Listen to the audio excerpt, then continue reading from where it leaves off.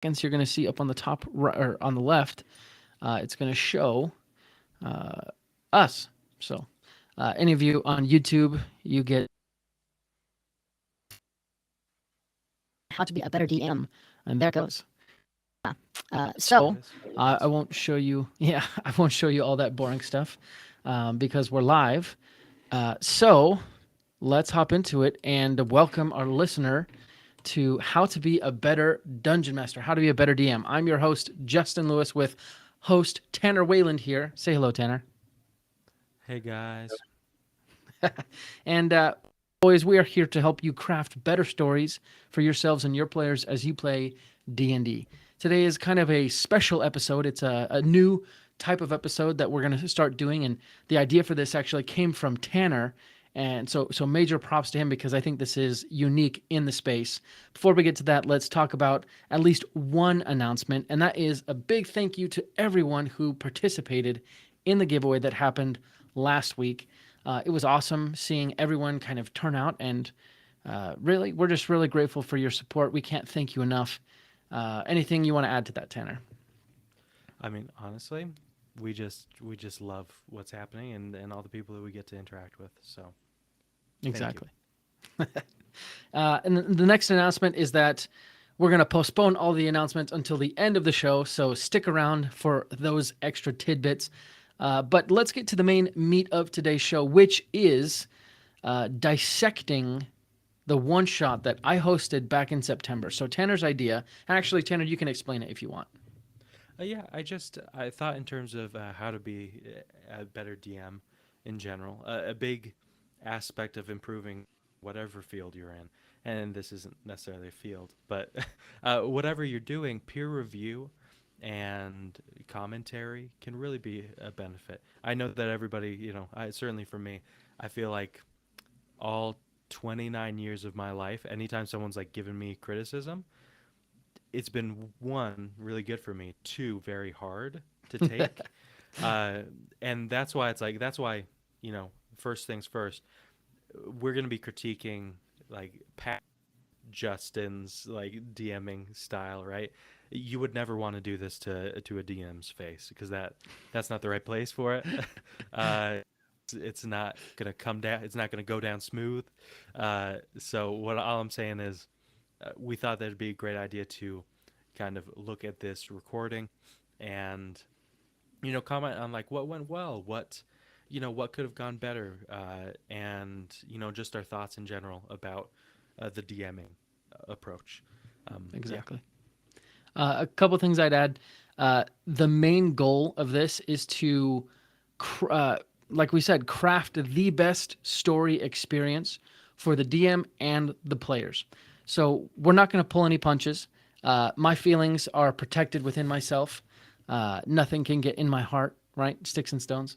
Yep. So Tanner, let it rip. But with that said, we're not gonna, pick at things that are maybe aesthetic. Um, it's fine to share things like, oh, I would have done this because I think this is a cool idea. That's totally fine.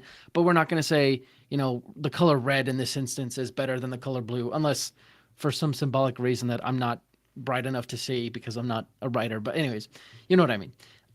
The whole point is to really say, hey, at this point, you missed an opportunity of highlighting character weakness by doing blah, or things like that.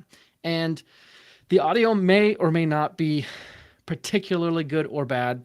This is a new thing, so bear with us if it is bad. And also, if we miss things, we'd love to hear what you think. Send us your insights. And also in the future, if you'd like us to critique one of your Dungeons and Dragons sessions, you could also reach out to us, and maybe we could set something like that up. But I think that's Yeah, that everything. sounds And actually really good. But yeah, yeah. anyway, yeah. Well, let's go ahead and get started. And the way we're going to do this is we're going to play the clip of the one shot. And then if either of us have a comment, we'll just say, hey, can you stop that? Or I'll just stop that. I guess, Tanner, you tell me to stop it, and then I'll just stop it Perfect. if I need to. Yeah. And here we go. He might be in roll 20. Yes, he is there. I'm also going to skip ahead a little bit, trying to get to actual game play. Yeah. Oh, shoot. Good call. I hope. I think I might have broken it. 1,000 to 3,000 people, depending on the day. Okay. It functions as also a location of trade for the neighboring regions. You and your companions walk the path that leads towards Autumn's Grace, and a slight chill hangs in the air. And though the sun has been up for hours, overcast clouds hang low in the sky. You come over the hill and you get a good look at the town as a whole. The town seems dour, as if something strange were on the wind. And here is where, cinematically, the camera would first get a glimpse of each of our characters as they crest this hill. So, one by one, go ahead and describe what your characters look like and how they are walking this woodland path. So first thought, Tanner, and I'd actually like to get your opinion on this because I go back and forth. So uh, I first started my role playing game career in the Fantasy Flight system, Yeah. specifically in Star Wars. That's where I first played. And in that system, specifically in the Star Wars system, they encourage you to talk in terms of cinematic experience, including screen wipes and kind of things like that. Uh, in this one shot, that is the only moment where I kind of, or I think I might have done it at the end, but I'm pretty sure that's the only moment where I kind of talk in terms of cinematically. This is what you see. What's your opinion on that? On that, because I kind of go back and forth. Yeah, yeah. No, honestly, I love it. I've listened to a lot of podcasts, live plays where some people do that. I think that well, first off, I think that you did very well with the way that you presented the city. Uh, I'm assuming it was a prepared like paragraph about the city. Good, Correct. because you can tell because it came out, not it, really set a tone. Um, Also, the music was a great piece to that to set the ambiance. In terms of the like presenting it cinematically, it's like okay, we pan across and we see each player as they crest the hill. I think that's great because people now movies pretty often, and if you're just trying to set a tone as a DM, cinematics totally works, right? Like I've done like kind of like I've like mentioned a little montage, where I'm like, Hmm. okay, Hmm. so your player's doing this. Now, if there's a montage, what? And players recognize what I'm trying to get across, and in many ways, it helps them express themselves in a way that, frankly, being like, okay, I do this and then I do that, and it doesn't work as well, right? Yeah, I do like the montage aspect, especially. I think that might be something that people could use a little bit more, especially in travel. I kind of dislike travel, and it could be easy to be like, all right, in a travel montage, what are two or three things that each of your characters might do in this week long sequence or something, you know? Yeah, yeah, and I think that using essentially camera and vibe, what you see, I think that it helps players understand when you're trying to be comedic, understand when you're trying to be more horror, like when those are the kind of things you're trying to evoke. It's like, oh, you find out what the player's doing, and then you say, hey, let's surprise them, but not surprise them by being like, okay, you're sneaking, and then this. Instead, you could be like, okay, you're sneaking. As you go, as you press you back to the corner, the camera to the right, and there's eyes. Like you can really play with that a lot. But anyway, I don't want to hold it up too much, but great point. Sure. Yeah. I think the last thing I would add is if you are going to use this method, stay consistent with it throughout your session or your DMing experience. Don't waffle back and forth, or don't Yep. use one instance like me and then just go to normal play or whatever. I think it makes for a little bit more continuity. So Yeah. continuing.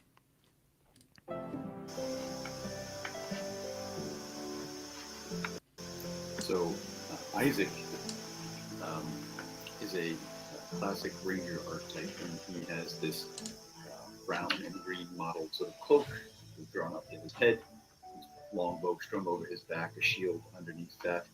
He carries a scar from one side of his face down to the chin, on the other side, bearded, weathered, um, older, perhaps in his 40s, maybe even 50s. He's got that sort of timeless grace. It's hard to tell what his age is. Um, a sword, short sword, strong at his hip. Um, a rather hefty backpack filled with the accoutrement of a survivalist. And All right, I got to talk about the dungeon master right now. Ah, so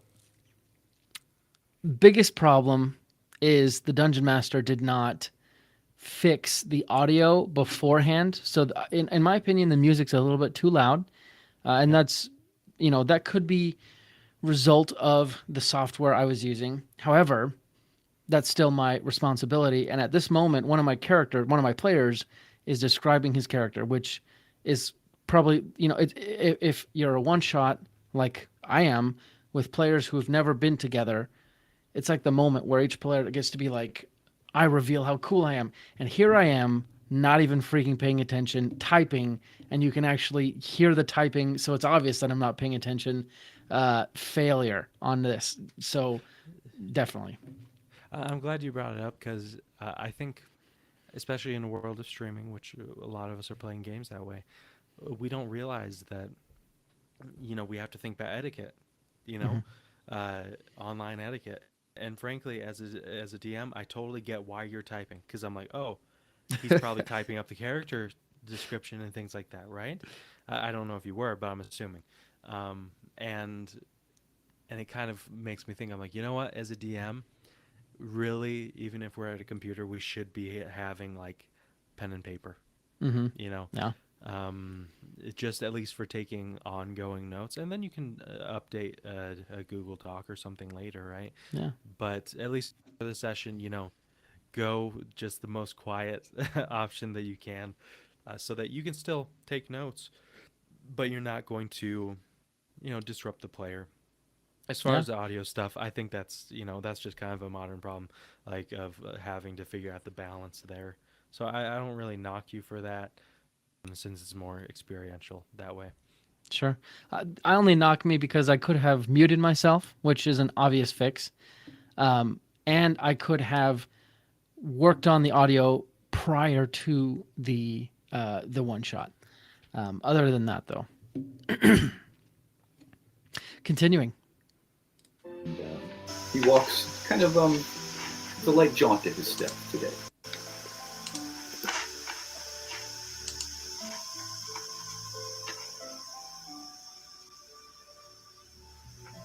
Yeah, I'll go. I think calling people out by name is a good way to speed that up. Just a Yeah. simple point, especially if you're not very, even if you are friends, or like very well and comfortable with each other. It just helps if you as a DM are like, okay, your turn, your turn, your turn. It just speeds it up. Same as Yeah. for combat. Anyway. No, I think that's a very important point, especially in this instance. These are players who have never played with each other. They're still trying to figure out kind of not the natural pecking order, but the flow of conversation, who generally speaks, who doesn't. Um, it would have been excellent for me to step in and be like, okay, you next. Oh, and after you is, I think that would have been a very useful way to help them. Yeah, I absolutely agree. Anyway, a small point though. Hopefully it loads.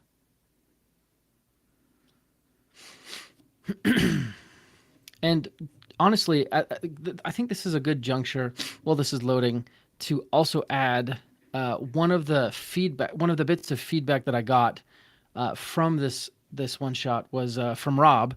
He's in the bottom left there. He said that for things like this, it might be beneficial to open up before the one shot, kind of a chat room, or let your players talk together, get to know one another, strategize a little bit, and kind of have sort of a session zero almost, where they get to know each other and each other's strengths and weaknesses and things like that. Yeah, kind of like almost like a little metaphorical bar room or Yeah. inn, like table for them Hmm. to kind of like essentially just get to know each other, build some of that camaraderie, even if it's like We think about like, oh, that's wasting time. You could spend 5, 10 minutes out of a 3 hour session and you're good, like, and that's like already improved the atmosphere a whole lot. Yeah, I think Rob's absolutely right about that. Let's see if it's loaded now. Try refreshing. Okay. Uh, let's see. 301. Let's hope I'm We're refreshing booking the it. page now. Yeah. I I Also, don't know this is about gonna you. take a while, guys, but yeah. Yeah. Seriously. Sorry guys. I don't know about you, but refreshing pages for me is always like a crapshoot. I'm always like, is this gonna destroy everything, you know? Did I hear about in love? Yes, yes, I do And so know. far. Oh gosh. Red carpet. What's By up? the way, Riverside. It's an awesome service, guys. Yeah, All it right. is. Mm. So let's see. It's loading still. Yeah. So, also, like, for these players, do you feel like did you have a second to like talk with them before you started recording? Yes. Um, or maybe not. I want to say yes. No, actually.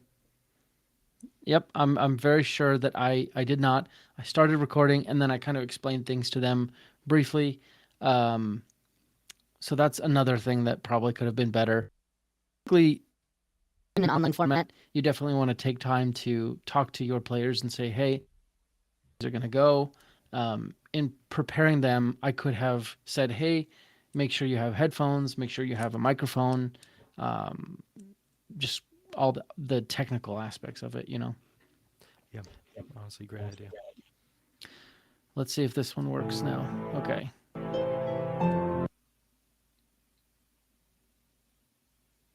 Obviously, oh, that's too far.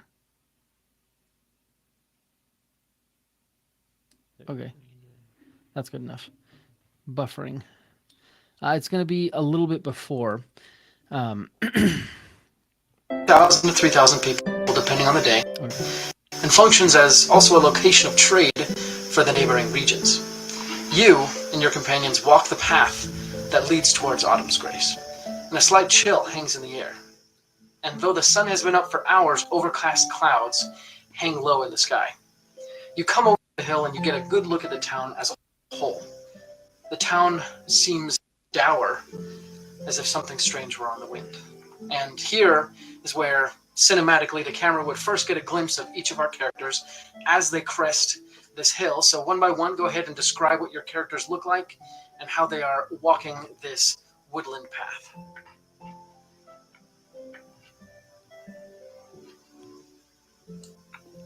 So Isaac is a classic ranger archetype, and he has this brown and green mottled sort of cloak drawn up to his head, long bow strung over his back, a shield underneath that. He carries a scar from one side of his face down to chin on the other side, bearded, weathered, um, older, perhaps in his 40s. He's got that sort of timeless grace. It's hard to tell what his age is. Um, a short sword strung to his hip, a rather hefty bag. Keep him on a survivalist. And, That kills me. he walks. I have to say, it kills me. The light step today.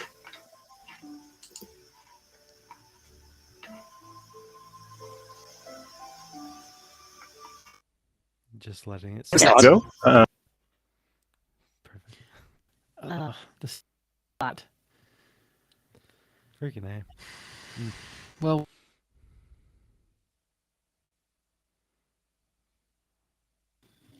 maybe if I just move forward, that always. Oh, wow. Easy. Dear heavens! Easy money. Wait. This is my cape. Carrying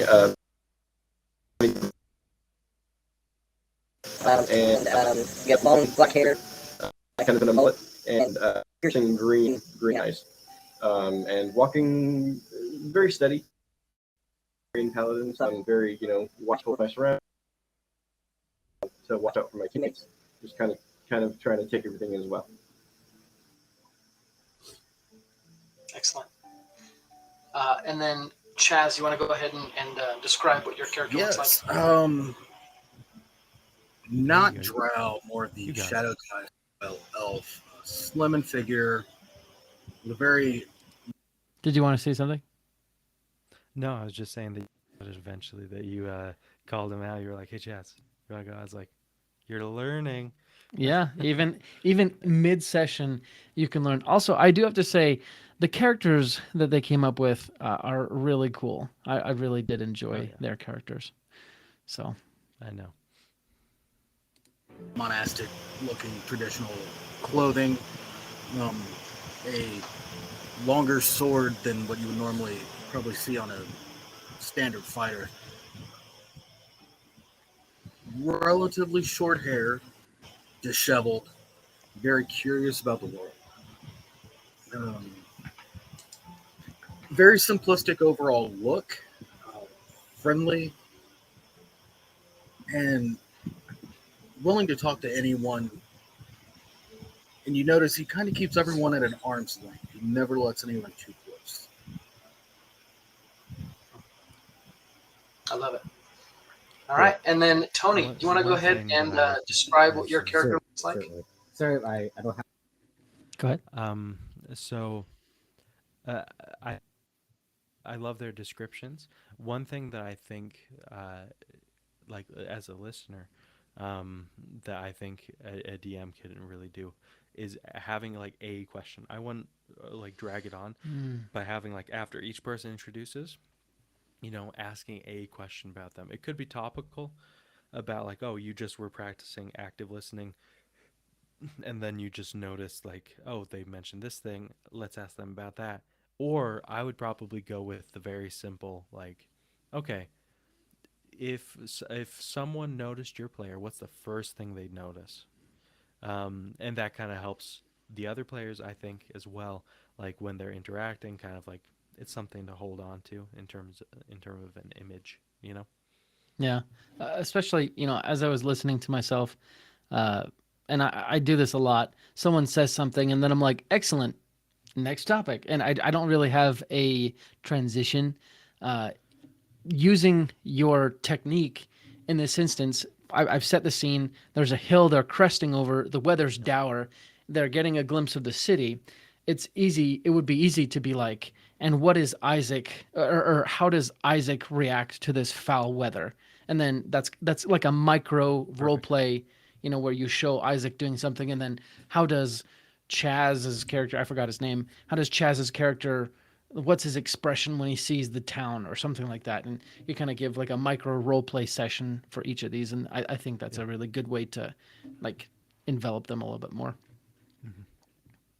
My camera, I can't find it. Totally fine. I am a Lightfoot halfling. I have long, dark black hair. Dark brown, sorry. Gray bush eyes. I'm about 3 foot tall. Quite young.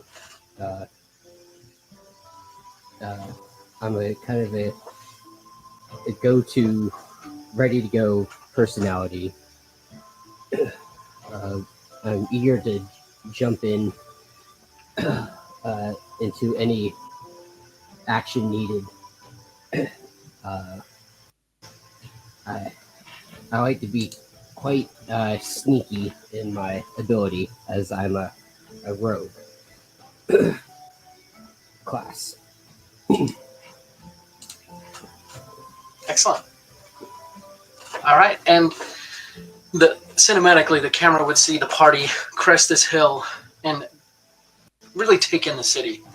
A lot of you have come from larger towns and seen cities that boast grandeur, and Autumn's Grace is nothing really to speak of. It's quaint, it's small, and without any preamble, you decide to enter town. And as you slowly make your way to the edge of town, you see a figure in a maroon shawl waiting for you. As you approach, the woman appears to lower her hood, and she says, Uh, Isaac, I could not be more glad to see you here. Please come with me to my home and I will explain everything. Isaac, you remember that the woman's name is Teresa, and she is dear friends with you from a long time ago. And she's actually the one who sent you the message explaining that certain strange things were happening in the city. She asked you to bring your party and to investigate the city, and she now leads you towards her small home. And she's asking about the travels and oh, I hope you did not get rained on. And as you walk through the town, you see that it's very small. Roofs seem well kept though dirty. It's nothing special. And at one point she does, oh, please excuse me. There's the mayor. I would like to go speak to him. And she kind of darts off across the street, leaves you waiting. And you see she walks up to a dwarvish fellow, bald head, red beard, fairly portly, and they start speaking, and uh, the mayor seems to gesticulate fairly, very widely, and he seems somewhat animated. He finally walks over with her to you, and he says, "Oh, hello, adventurers. It's very nice to meet you. I am the of this town. You can call me Chomsil Manting, Mayor Manting, if you will. And Teresa here, she has spoken to me of her theories and the strange happenings here, and do be assured that we are investigating these happenings, but I would be very happy to have your assistance. I do not know much more than what Teresa has told me, which is presumably what she has or will tell you. But please, if you need any help, reach out to me, or you can also reach out to Constable Brogan. He is the man I've set to investigate this ordeal. Now, if you excuse me, I must be on my way, and welcome to my fine city of Autumn's Grace." And he gives you a low bow and then proceeds on his way. And Teresa then leads you to her home, where she then proceeds to cook you breakfast because it is earlier in the morning. And she starts cooking breakfast and making eggs and things. And she says, "Now, my friends, I'm sure that you have." So, two thoughts. One, my chair is super squeaky. And as an online DM, that is important because as the DM, you're going to be talking more than anyone else. So you need to, and you naturally gesticulate and all that those things. Um, I think it would be worth it to find a better chair or a less squeaky chair or somehow fix it so that way every time you move, you're not hearing distracting noises that kind of pull you out of the immersion. Second note is back when I described Teresa and her connection to Isaac, I simply said, "Oh, Isaac, you remember Teresa from long time ago." I think that was a missed opportunity to say, or maybe kind of paint a little bit more of the character of Teresa and say, "Oh, Isaac, you know Teresa from long time ago when you met her in a small village outside of the grand city of so and so, and there she was teaching a small class of younglings, primary school or something, just tell you a little bit about her just simply by establishing that connection a little bit better." Yeah, yeah, I hear that. Um, in terms of the chair, I didn't notice it personally. Uh, Maybe it's because I was just listening, which is a great thing. When you already know what you're gonna say, you're noticing the chair more. For the No. rest of us who don't, including the players, we're not focusing as much on that. But of course, always something to think about. Uh, I agree. I think here's the thing with one shots, there's kind of a requisite amount of exposition, right? Mm. Same as in bigger ones, but with one shots, it's like, hey, if you want them to get to the action, then you can't really do the natural, not exposition heavy, Mm-hmm. thing. You kind of need a maid and butler scene, is what they kind of call it, where they're just like, oh, this is what's happening, and yada yada. Mm-hmm. Um, However, I feel like with this, I thought that you were doing really well leading into it. I saw some missed opportunities One, I think I would have waited on the mayor, or I would have. Honestly, I probably would have waited on the mayor for either one of two opportunities. I would have started out with being like, "Hey, Isaac, so happy to see you. Also, good job on the voices." Thank you. Um, but I would have kind of been like, "Oh, Isaac, or do your suggestion of kind of, another option if you don't want to tell the player how their character knows Teresa. Another option is like, okay, your character has known Teresa since you were a child, and I'm going to, and then let them know it's like I'm going to give you a little bit of leeway here. How did you know her? You know, Hmm. um, uh, and maybe it'd be even fun. I had the idea. I was like, it'd be fun to be like, okay, was your character ever romantically involved, or or anything like that? Um, like, how would you describe your relation? Like, give them some creative license, because Hmm. it's not like they're gonna go crazy, right? At least you hope not. But just be like, hey, you're friends with her. How are you friends with her? I want to get your kind of opinion. Then I think that gives them a chance to create. But I kind of digress. I think the mayor could have been held off until like breakfast, and like have breakfast happen and have like a good actual interaction where the players start interacting, start asking questions, and then maybe as they're leaving, they run to the mayor. So they've like had a chance to kind of ask her and do that. I would honestly even maybe space it out a little bit more, like because I know how this adventure goes, because I've played with you before, but they could go to one of the locations, and then Yeah. on their way back, they run into the mayor. Then, right? You don't have to introduce everybody at the start. You can, and there's ways to do that. But if you feel like you're too exposition heavy at the start, just you can space it out. Yeah. Yeah. I definitely think that's a good idea. Um, I was trying to figure out a way to like, okay, if you're listening, spoiler alert. If you ever play this one shot with me, I was trying to kind of get them to start being like, oh, that mayor's kind of untrustworthy, and trying to like point them towards the mayor. But I do think you're right. Like the uh, smoking gun, you were like kind of like, oh, exactly. It's like, I saw you hey, trying to do he's that. a Yeah. shifty guy. But you're definitely right. You know, in they could either meet the mayor on the way to or from one of the first places they investigate, um, almost seeming like he's going in a similar direction. So you're like, you kind of wonder, like, wait, was he going to that place? Was he not? Um, yeah, I think the placement of the mayor would be a better way to restructure that, because that could also, my idea was at each of the locations they investigate, they find clues, and instead of finding a clue, they could simply run into the mayor before or after, and that could start to arouse suspicion towards the mayor. I think that's a good point, Yeah.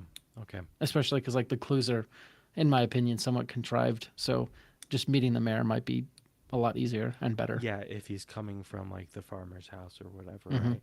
And you're Hmm. like, what? Yeah, exactly. I think we have reached our time limit for today, so we will have to do this again. Well, Yeah. depending on what you guys think about it. Yeah. Any last words, Tanner? I mean, I guess this is kind of an ongoing thing. I don't think we'll be able to cover everything in the future. Mm. And also, anybody who's, this is our first time, we're getting used to, playing these videos and then pausing it and everything. Thanks for setting that up, Justin. Hmm. But, in the future, we plan on making it a little bit smoother so we can like Oh jump yeah. to specific parts or whatever.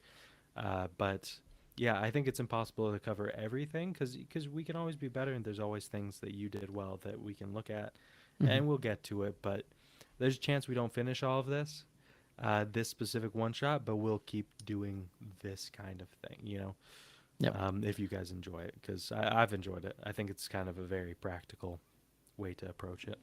Oh yeah. I like it too because it does allow me to look in kind of a third person perspective at the one shot. When you create it, you're like, yeah, this is great, or yeah, this is terrible. But seeing it this way, it's a lot better. And actually, on that note, Tanner, and moving into our announcements, we're gonna keep kind of doing these dissection. We need to come up with a better name for it, but critiques maybe of this one shot until December, because that's when you'll be doing the next one shot. Sorry, let me back up. We had a one shot in October, but that was a guest host. We have a one shot in November, which is also a guest host, and then there's the one shot in December, which will be you. And I don't think I don't want to critique other guest hosts because they're nice enough to come on and be our guest host. So, yeah. But on that note, listener, if you want to sign up for the next one shot, it will be on November 19th at 5 p.m. Mountain Time, I believe. And we have a couple spots left, and it's free. So go to betterdungeonmaster.com/one-shot. The host is Rob from Dungeons, Dragons, and Psychology. We've had him on the podcast before. He's an excellent dungeon master, been doing this for years. And honestly, I'm really stoked to see what comes out of it. So again, betterdungeonmaster.com/one-shot. The next big ask we have is for you to, give back for all that we've done, all the episodes that we've created and all the help that we've done. And the simple way that you can do that is by going to betterdungeonmaster.com/feedback and actually giving us your opinion. You know how people say opinions are like feet, everyone has them and they stink.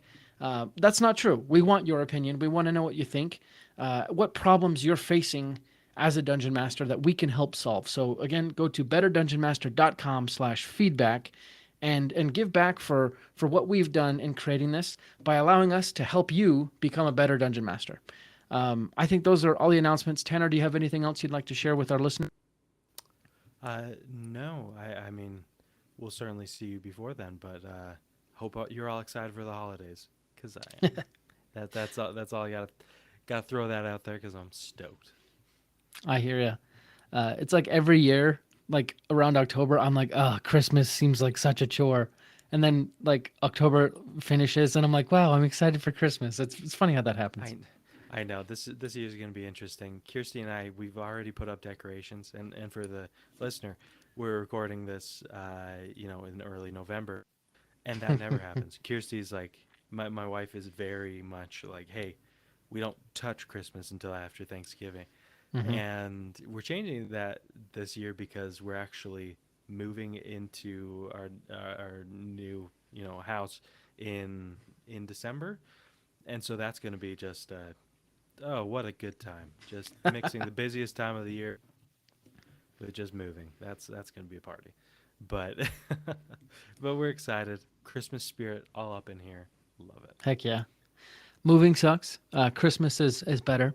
So you got that to look forward to. So yeah, thank you, listener, for being here, and thank you for supporting the show. We'll be back next week with another amazing episode. But until then, let's go ahead and roll initiative.